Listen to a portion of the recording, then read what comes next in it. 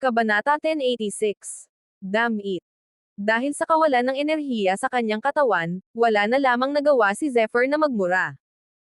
Kung bibigyan siya ng kaunting oras pa, magkakaroon siya ng kumpiyansa na patayin si Sikong Jiuzi. Gayunpaman, maaaring mapalad si Sikong Jiuzi, sa kritikal na sandaling ito, biglang nagkulang ang tunay na enerhiya ni Zephyr. Nang maramdaman ang kakulangan ng enerhiya sa kanyang katawan, bahagyang gumalaw ang puso ni Zephyr. Totoo nga, lahat ng ito ay may malapit na kaugnayan sa malapatak na gininto ang liwanag. Nang ang kanyang isipan ay nakalubog sa katawan, malinaw na nakita ni Zephyr na ang siksik na tunay na enerhiya ay naglaho na sa mga litid at meridian. Nanginginig siya dahil sa mga natuyong meridian. Sa oras na ito, ang gininto ang liwanag ay naglalabas ng kumikinang na kinang. Habang tumataas at bumababa ito, dahan-dahan itong bumubuhos sa pagitan ng mga kilay ni Zephyr. Mayroong isang hugis gasuklay na simbolo na hindi kumpleto sa pagitan ng mga kilay ni Zephyr. Ang sentro ng kontrol ng kuryente ay matatagpuan sa pagitan ng mga kilay ni Zephyr. Nang pumasok ang malapatak na gininto ang liwanag na ito, hindi ito nagdulot ng kahit kaunting abnormalidad, na para bang wala itong kahit kaunting resistensya sa hitsura nito. Talaga bang ang lalaking ito ang nagising kong kadugo? Sabi ni Zephyr nang may mapang asar ng ngiti. Kung gagamitin niya ito sa bawat pagkakataon, matutuyo ang kanyang tunay na enerhiya, tila hindi na niya ito magagamit ng madalas sa hinaharap. Gayunpaman, ang windmark at electrical power ay isa lamang sa mga tungkulin nito, na may iba pang mga epekto. Total, si Zephyr ay nailigtas ng higit sa isang beses ng mahiwagang kapangyarihan sa kanyang katawan. Kung ang pamana ng aparisyon, phantom na iniwan ng Immortal Emperor ay hindi isang martial technique o cultivation method, kundi isang mahiwagang kapangyarihan na kayang mag-activate ng bloodline, ang malapatak na gininto ang liwanag na ito ay maaaring isang uri ng Ancient Draconic Bloodline, ngunit kung ikukumpara sa Ancient Draconic Bloodline ng ibang tao. Ang bloodline ko, mukhang masyadong pangit ang bloodline ko na Archean. Isang patak ng malatubig na dugo. Ano ang dapat kong itawag sa iyo? Bukod pa rito, mayroon na bang sino man sa Khan Clan ang nagkaroon ng Ancient Draconic Bloodline? Ito ang lahat ng mga lugar na pumukaw ng hinala ni Zephyr. Swoosh! Habang nag-iisip pa rin si Zephyr, biglang natuon ang kanyang mga mata sa isang bagay. Sa di kalayuan, isang braso ang tahimik na nakahiga roon. Ito ang brasong naiwan ni Sikong Jiuzi. Dahan-daang kumuha si Zephyr ng ilang elixir mula sa kanyang storage ring at isinuksok ang mga ito sa kanyang bibig. Habang nagsisimulang kumalat ang bisa nito, unti-unting nagbago ang tuyot na posture ng kanyang katawan. Habang nakatingin sa bali nitong braso, unti-unting naging kakaiba ang ekspresyon ni Zephyr, kahit na may bahid ng pagkagulat. Hindi inaasahan na mayroong ganito kagandang bagay. Lumalabas na ang braso ay hindi kasing simple ng isang bali na braso. Mayroong isang sinaunang singsing sa pagitan ng 5 daliri. Imbakan ng singsing. Ito ang posibilidad na agad na natukoy ni Zephyr. Habang bahagyang gumalaw ang kanyang palad, lumitaw ang singsing sa kanyang kamay. Kulay pilak ang singsing. Kung ikukumpara sa singsing na ginto at jade na nasa kamay ni Zephyr, hindi naman masama ang singsing na ito. Isang kapirasong sinaunang aura ang unti-unting lumalabas mula rito. Patuloy na kumikislap ang pilak na kariktan sa buong katawan niya. Swoosh! Habang bahagyang gumagalaw ang kanyang isip, gaya ng inaasahan, habang bahagyang gumagalaw ang kaluluwa ni Zephyr, isang puwersang sumigla ang mabilis na nagpabalik sa kanyang enerhiyang espiritu. Dahil buhay pa si Sikong Jiuzi, kailangan mangyari ang ganitong sitwasyon. Kabanata 1087. Ang kagamitang pangimbak ay may nakaukit na kaluluwa ng taong nagsuot nito. Ito ang isa sa mga dahilan kung bakit hindi ito mabuksan ng mga ordinaryong tao. Gayunpaman, kahit na misteryoso ang sandatang imbakan at ginamit ang kaluluwa bilang posas para ikandado ito, wala itong anumang kapintasan. Kapag may isang taong sapilitang nakalusot gamit ang isang makapangyarihang enerhiya ng espiritu, maaari na itong mabuksan. Sa oras na ito, bagamat hindi mahina ang enerhiyang espiritu na iniwan ni Sikong Jiuzi, ang singsing na ito ay lumitaw na sa mga kamay ni Zephyr. Kahit na gustuhin ni Sikong Jiuzi na lumaban, wala nang ibang paraan. Si Zephyr ngayon ay mayroon ng 8 bituin na enerhiya ng espiritu, na mas malakas kaysa sa sinumang disipulo sa Immortality Secret Land. Bagamat naabot na ni Sikong Jiuzi ang espiritu, sapat na si Zephyr para patayin siya agad sa usapin ng kaluluwa. Isa rin ito sa mga dahilan kung bakit kayang supulan ng Eyes of Purgatory ni Zephyr. Gaya ng inaasahan, habang naglalabas si Zephyr ng mas malakas na spirit energy, ang rebound force sa loob ng ring ay nagsimulang humina ng malaki. Buksan. Biglang umungol si Zephyr sa mahinang boses. Biglang lumakas ang enerhiya ng espiritu at naging isang nakakatakot na divine spear, na marahas na tumutusok pababa. Bitek. May narinig na malutong na tunog ng pagkalabog. Kaagad, nabasag ang soul prohibition sa singsing. Swoosh! Matapos buksan ang soul prohibition sa singsing, hindi na makapaghintay si Zephyr na pumasok. Napakayaman mo. Pagpasok niya sa ring, sandaling nanigas ang katawan ni Zephyr, at pagkatapos ay hindi niya napigil ang magmura. May bakas ng labis na kaligayahan sa kanyang mukha. Lahat ng uri ng kayamanan. Gaya ng naisip ni Zephyr, isa nga itong singsing na pangimbak. Gayunpaman, hindi inaasahan ni Zephyr na ang singsing na pangimbak ay magiging ganito kamahal. Mas maliit ang singsing na ito na imbakan kaysa sa singsing na ginto at jade na nasa kamay ni Zephyr, ngunit may sukat din itong 200 metro kwadrado. Maraming kayamanan ang nakatambak sa lahat ng dako. Mayroong lahat ng uri ng spiritual stones, spiritual energy, spiritual medicine, elixir, divine weapon, refined weapons, at martial techniques at cultivation methods. Masasabing ang kayamanan ng singsing na ito para sa imbakan ay lampas sa imahinasyon ng mga ordinaryong tao. Swoosh! Habang bahagyang gumalaw ang kanyang palad, kumuha si Zephyr ng elixir mula sa storage ring, inamoy ito, at isinuksok sa kanyang bibig. Masasabi kong maituturing itong naipon ni Sikong Jiuzi sa mga nakalipas na taon. Iniisip ko kung mababaliw ba sa sakit ng puso ang lalaking ito matapos mawala ang storage ring na ito. Nang maramdaman na unti-unting bumabawi ang tunay na enerhiya sa kanyang katawan, nagpakita si Zephyr ng isang bahagyang ngiti sa kanyang mukha. Maaari mong pag-aralan ang mga bagay na ito kapag libre tayo. Tatandaan ko ang ilang impormasyon tungkol sa lugar na ito. Pinutol ng Nine Netherbird ang pananabik ni Zephyr at sinabing, impormasyon. Nang marinig ang boses ng Nine Netherbird, hindi napigilan ni Zephyr ang mabigla. Ang lihim na lupain ay nilikha ng Immortal Emperor. Hindi maisip ni Zephyr kung gaano karaming panganib ang nakapaloob dito, at wala siyang kakayahang malaman ito. Ito rin ang dahilan kung bakit nang may kaunting impormasyon si Zephyr tungkol sa space portal, sapat na ito para tugisin siya ng mga eksperto. Kabanata 1088. Oo. Tandaan mo ang isang impormasyon. Bukod pa rito, kung gagamitin mo ng maayos ang impormasyong ito, magiging lubhang kapaki-pakinabang ito. Mukhang seryoso ang Nine Netherbird. Mahusay na benepisyo. Sapat na ito para tuksuhin si Zephyr. Hindi siya sakam na tao, ngunit simula nang mangyari ang usapin ni Ye Huang, lubos itong nakapagpasigla kay Zephyr. Kahit na ang relasyon sa pagitan. Siya at si Lei Yan at si Yan Ruyo ay isang aksidente. Gayunpaman, ang mentalidad ni Zephyr ay hindi ganoon kaganda para hayaang angkinan ng ibang mga lalaki ang dalawang babaeng ito. Mapa si Lei Yan man o si Yan Ruyo, tiyak na walang katapusang agos ng mga taong humahabol sa kanila, kaya kinailangan niyang maging mas malakas. Kapag lumakas na talaga siya, saka lamang siya magiging kwalipikado para mahanap sila. Sa makatuwid, sa harap ng malaking pakinabang na ito, walang nagawa si Zephyr kundi ang matukso. Pero mas mabuting huwag kang maging masaya ng maaga. Hindi simple ang lugar na iyon.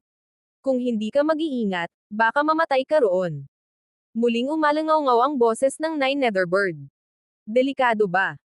Unti-unting umangat ang sulok ng labi ni Zephyr at naging isang bahagyang ngiti, at isang boses ang dahan-daang umalangaw-ngaw sa kalawakan. Mula sa simula hanggang sa kasalukuyan, bawat hakbang ay nagsimula sa panganib. Unti-unti, ako ay nagiging mas makapangyarihan. Lahat ng ito ay may kasamang panganib. Pagkalabas ng boses, biglang naging seryoso ang mukha ni Zephyr. Pagkatapos ng kanyang muling pagsilang, siya ay naging ibang tao. Sa harap ng disenyo at balangkas ng masasamang tao ng kanyang angkan, lumaki siya sa mga labanan sa iba't ibang lungsod. Matapos maging disipulo ng The Academy at makasakit ng damdamin ng lahat ng mga eksperto, napunta siya sa Immortality Secret Land. Kahit ano pa ang uri ng mga karanasan niya, nilumpasan niya ang kamatayan. Sa makatuwid, wala talagang pakialam si Zephyr sa panganib. Nang makita ang matapang na ngiti ni Zephyr, hindi napigilan ng Nine Netherbird na magulat. Bagamat hindi naman bihira ang kakayahan ng binata na ito, ang kanyang asensya ang tanging nakita nito sa buong buhay nito. Baka kaya talagang bugbugin ng lalaking ito ang matandang gago. Isang kakaibang kaisipan ang biglang lumitaw sa puso nito. Sige. Dahil nakapagdesisyon ka na, mag-usap tayo habang naglalakad. Pagkatapos ng mahabang panahon, muling tumunog ang boses ng Nine Netherbird. Okay. Tumango si Zephyr at nagsimulang sumulong sa ilalim ng gabay ng Nine Netherbird. Mapanganib ang lugar na ito. May 2 swimming pool dito, ang isa ay hindi maarap. Ang isa pa ay hindi naman mahirap unawain, pero ang antas ng panganib ay hindi pa rin maisip. Ipinagmalaki ng 9,000 Netherbird. Nagulat si Zephyr Khan na labis nitong pinahahalagahan ang lugar na ito. Ang susi ay nasa medyo mababaw na lawa. Ang lawa na ito ay nagtataglay ng isang nakakatakot na kapangyarihan na kayang pinuhin ang pisikal na katawan ng isang tao, at ang mga benepisyo nito ay hindi kapani-paniwalang makapangyarihan. Gayunpaman, ang lawa na ito ay tinatawag na Flood Dragon Pool. Bukod pa rito, mayroon talagang Flood Dragon doon. Swoosh! Pagkasabi niya noon, biglang nanginig ang mukha ni Zephyr Khan at hindi napigilan ng katawan niya ang paghinto. Ang dragon sa baha ay isang makapangyarihang nilalang na umiiral sa walang hanggang dagat. Ito ay lubhang makapangyarihan at masama. Ang mga dragon baha ay natural na kombinasyon ng mga dragon baha at totoong mga dragon. Ang ganitong uri ng nilalang ay may dugong dragon, at ang katawan nito ay nagtataglay ng nakakatakot na kapangyarihan. Kahit na mas mahina ito kaysa sa isang tunay na dragon, sapat na ito para magbago ng malaki ang ekspresyon ng mukha ni Zephyr Khan. Kabanata 1089. Isang baha na dragon. Inulit niya ulit ang salitang ito, na parang kinukumpirma niya ito sa Nine Netherbird. Oo, dragang baha. Minsan na akong nakalaban ng lalaking ito. Sa kasamaang palad, napakawalandian ng matandang ito para makipaglaban sa akin sa tubig. Kung naglaban tayo sa langit, hindi ako matatakot doon. Matigas na sabi ng Nine Netherbird. Ibig mong sabihin, natalo ka, di ba? Sabi ni Zephyr Khan. Maituturing ba itong pagkatalo? Hindi ko hinayaang mabuhay ng maayos ang lalaking ito. Malinaw na hindi sinang-ayunan ng Nine Netherbird ang pagkabigo nito at direktang gumanti. Bukod pa rito, pagkatapos ng mahabang panahon, dapat ay umalis na ang matandang iyon.